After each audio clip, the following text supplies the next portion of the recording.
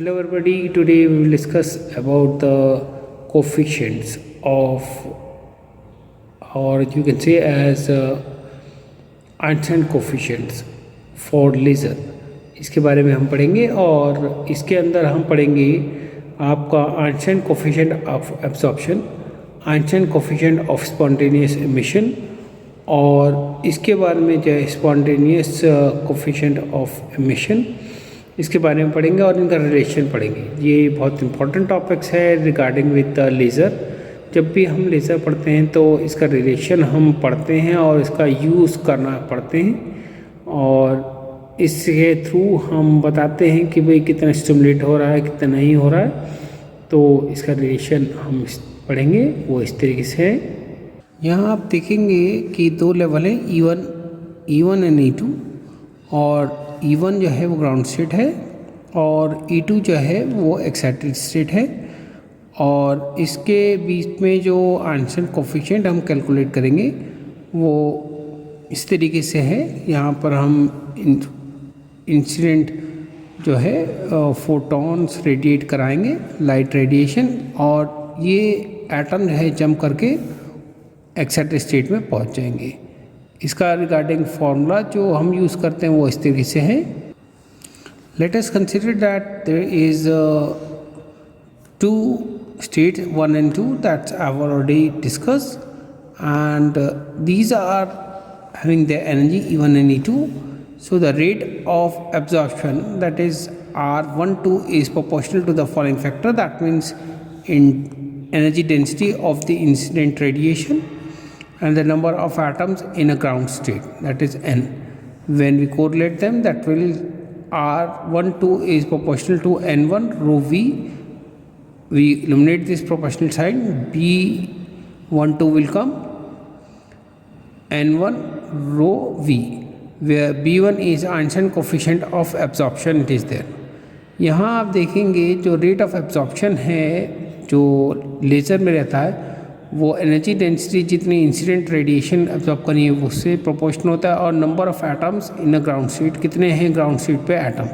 जैसे मैंने वहाँ जो डायग्राम दिखाया था उसमें एक था, अगर नंबर ऑफ स्टेट होंगे उसमें N1 लिखा है। इन दोनों को प्रोपोर्शनलिटी से लगाएंगे तो जब ये प्रोपोर्शनलिटी से कॉन्स्टेंट आएंगे तो हमारा B12 आएगा। B12 जो है आइंस्टाइन कोफिशिएंट ऑफ एब्जॉर्प्शन कहा जाता है। Next is the probability of transition state from state 2 to state 1 is directly proportional to the number of atoms in excited state, यानी जो अबव स्टेट में। डायग्राम अगर आप देखना चाहें तो इस तरीके से यहाँ आप देखेंगे ये एक्साइटेड स्टेट में है और यहाँ पर एक दिखा रखा है। वैसे तो बहुत सारे एटम्स होते हैं और वो यहाँ से जब ग्राउंड स्टेट पाएंगे तो रेडिएशन करेंगे। इस तरीके से एमिशन को हम स्पॉन्टेनियस एमिशन कहते हैं और स्टिमुलेटेड एमिशन जो है वो इस तरीके से दिखा। इसमें लाइट रेडिएट करते हैं और लाइट जो है मतलब एटम जो है एक्साइटेड स्टेट से ग्राउंड स्टेट में आ जाता है और इसका रिलेशन हम जो है थर्ड पॉइंट में पढ़ेंगे। यहाँ आपको दिखाया probability of transition from state 2 to state 1 is directly proportional to number of atom, यानी N2। ये प्रोपोर्शनलिटी साइन हटाएंगे तो A12 आएगा, A21 N2, और ये स्पॉन्टेनियस एमिशन है, इसे Einstein coefficient of spontaneous emission भी कहा जाता है। थर्ड पॉइंट जो मैं अभी आपको बताया भी था कि स्टिमुलेटेड एमिशन में जो रहता है R21 is stimulated emission is directly proportional to the energy density of the radiation and the number of atoms in the excited state। तो उसमें आप देखेंगे इन दोनों को जब रिलेट करेंगे तो N2 रो V, ये प्रोपोर्शनलिटी साइन हटाएंगे तो B21 that is R21 stimulated emission is B2 N2 rho V, where B21 is Einstein coefficient of stimulated emission कहा जाता है। इनका अगर आप रिलेशन देखना चाहें सबका तो कैसे होगा, at equilibrium under the equilibrium condition the number of upward and downward transition per unit volume per second are equal, यानी कि जितना नीचे से ऊपर जाएंगे एटम उतना ही ऊपर से नीचे जाएंगे। जैसे आप यहाँ देखेंगे कि एटम ऊपर गए और फिर नीचे गए, तो यहाँ मैंने एक दिखा रखा है, नंबर ऑफ एटम्स अगर ऊपर जाने उतने ही नीचे आएंगे। ये इक्विलिब्रियम कंडीशन है of equilibrium condition of stimulated emission.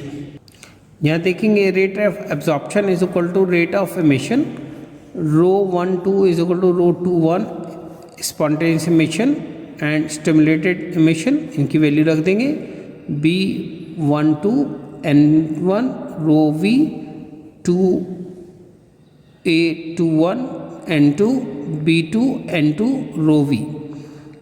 इस टर्म को हम इधर ले जाएंगे और यार इस वाले सेकेंड टर्म को लेफ्ट हैंड साइड, और A21 N2 लेफ्ट में रखेंगे। इसमें जो कॉमन आ रहा है रो वी कॉमन कर लेंगे, B21 N1 minus N B21 N2 is equal to A21 N2। यहाँ आप देखेंगे रो वी जो है हमारा है energy density of radiation, A21 जो है वो है Einstein coefficient of spontaneous emission, और N1 जो है वो है number of in ground state, N2 जो है number of atoms in excited state, B12 जो है B21 के ही बराबर होता है। इसमें हम क्या करेंगे, N2 से डिवाइड कर देंगे सारे टर्म्स को, और B1 से हम कॉमन लिया B21, तो आप ये देखेंगे ये न्यूमरेटर में डिवाइड हो जाएगा, और B2 अगर आप देखें B21 अपॉन N2 इससे डिवाइड किया है सब में, तो जो हमें वैल्यू आएगी वो आएगी rho V A21 upon B21 1 upon, क्योंकि कैंसिल हो गया, ए कॉमन कर दिया हमने, ये पिछला कैंसिल हो जाएगा और 1 हो जाएगा N1 अपॉन N2। इस टर्म को अगर आप देखें Boltzmann constant, Boltzmann distribution of energy के अगर आप देखें तो N1 upon N2, this is N2, तो ये इसके बराबर होता है e⁻h nu KT, where K is the Boltzmann constant, H is the Planck constant, nu is the frequency, T is the time period and measure in Kelvin, H is the Planck constant, nu is the frequency, K is the Boltzmann constant, T is the temperature measured in Kelvin। तो अब हम fourth और fifth equation में रखेंगे तो हमें क्या मिलेगा, हमें मिलेगा rho V is equal to A21 B21 1 upon B12 2 upon B21 EH nu KT, ये मैंने वैल्यू रख दी, N1 अपॉन N2 की वैल्यू। फ्लैंक रेडिएशन फार्मूला अगर आप देखें, Planck radiation formula for energy distribution in terms of frequency, जो formula होता है वो ये होता है rho V 2πh nu raised to power cube C cube 1 upon H nu KT 1 - 1। H is the Planck constant, nu is the frequency, C is the velocity, speed of velocity of light, and E is exponential, H is the Planck constant, nu is the frequency, K is the Boltzmann constant, T is the temperature measured in Kelvin। We know that B21 and B21 is 1, ये 1 के बराबर होता है, यानी दोनों बराबर होते हैं, तो ये जो टर्म है ये 1 हो जाएगा कैंसिल आउट करके। तो हमारा सिक्स्थ क्वेश्चन बचा, वो बचेगा rho V is equal to B21 A21 upon B21, ये वैल्यू होगी हमारी EH nu upon KT -1। Six seventh और एट्थ इक्वेशन बराबर ही है, तो इन टर्म्स को अगर बराबर रखते हैं तो हमारा क्या आएगा, A21 upon B21 is equal to 4 pi H nu cube upon c raise power cube. इसमें थोड़ी हमें ध्यान देना है। इसमें आप ध्यान देंगे तो अगर आप देखें Einstein coefficient of spontaneous emission to the Einstein coefficient of stimulated emission is directly proportional to the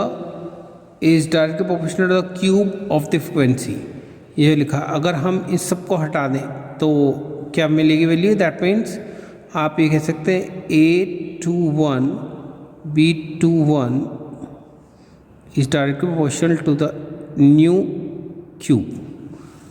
Nu is the frequency, or this show that the probability of spontaneous emission increase with rapidly increase in the energy difference between the two states। तो ये relation है जो कि हम use करते हैं जब हम लेज़र यूज़ करते हैं, तो इसीलिए लेज़र की ये फॉर्मूला आपको आने चाहिए। आज के लिए बस इतना ही, और जिन्होंने मेरा चैनल सब्सक्राइब नहीं किया है सब्सक्राइब करें, शेयर करें और लाइक करें और कमेंट करें, जिससे कि उन्हें मेरे आने वाले वीडियोस के अपडेट्स मिलते रहें। ये वीडियोस उन वीक स्टूडेंट के लिए बनाई जाती है जिनका स्ट्रॉन्ग फिज़िक्स नहीं है, और वो स्ट्रॉन्ग फिज़िक्स बेस बनाए अपना। फिज़िक्स से रिलेटेड कितने भी क्वेश्चन पूछे जाएँ उनसे वो बिल्कुल करेक्ट और सही दें, और अपना जो है अच्छा स्कोर कर पाएँ और अच्छी सीट प्राप्त कर पाएँ, अच्छा वर्ल्ड में अपना स्टेटस मेंटेन करें, अपनी जो है गवर्नमेंट जॉब या जॉब पाएँ। इसीलिए ये क्लिप मैं बनाता हूँ उन वीक स्टूडेंट के लिए जिनके पास बुक्स नहीं हैं, किताबें नहीं हैं, और जिसकी वजह से उनका फिज़िक्स बेस वीक हो गया है। वो इन क्लिप्स को देखें, समझें, और जो समझ ना आए उसे कमेंट करें, जिससे कि मैं उनका स्ट्रॉन्ग फिज़िक्स बेस बना सकें, जिससे कि वो आगे जा कर के खूब अपना रोशन करें। आज के लिए बस नहीं, थैंक यू।